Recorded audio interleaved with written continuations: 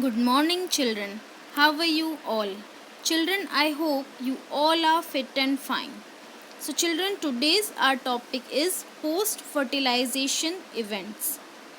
Children, we know that the events in the sexual reproduction after the formation of zygote are called the post fertilization event. And zygote is the products when the fertilization occur. The fusion of the male and the female gamete form the diploid cell. It is called the zygote.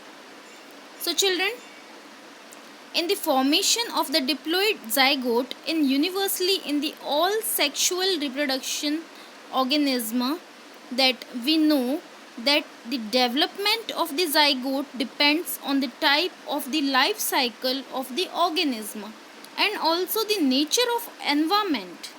So children, in the fungi and the algae, zygote develops a thick wall that is resistant to the desiccation and damage, and it undergoes a period of rest before the germination.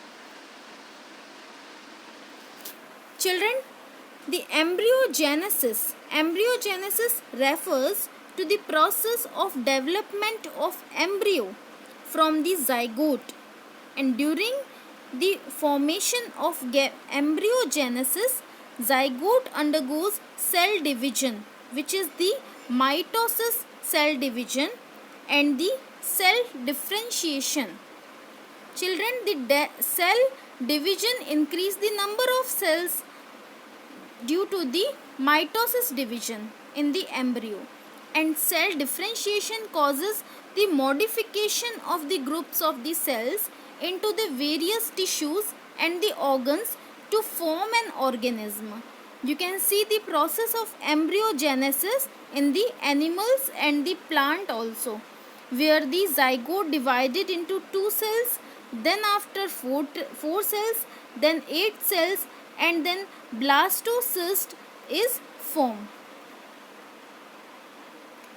Children, based on the place of zygote, the development of the animals are 2 types.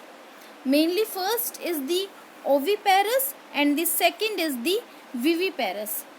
So that we can categorize the animals on the basis of the oviparous and the viviparous.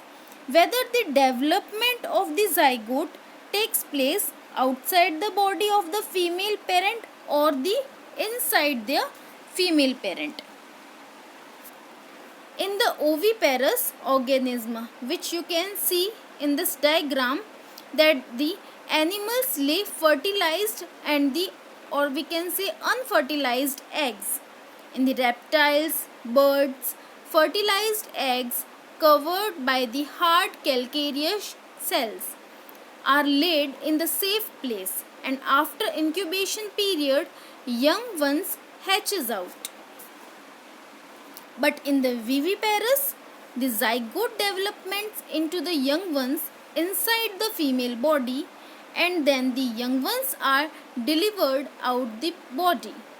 Most of the mammals are the viviparous.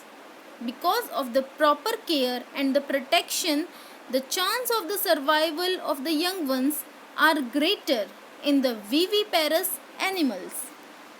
So children, hope this topic is clear to you. Today we have discussed the post-fertilization event, in which we have discussed the zygote formation and the embryogenesis process. After that we have discussed that the difference between the oviparous and the viviparous organism. So hope children this topic is clear to you. Today your homework is to write down the difference between the oviparous and viviparous organism. Thank you children.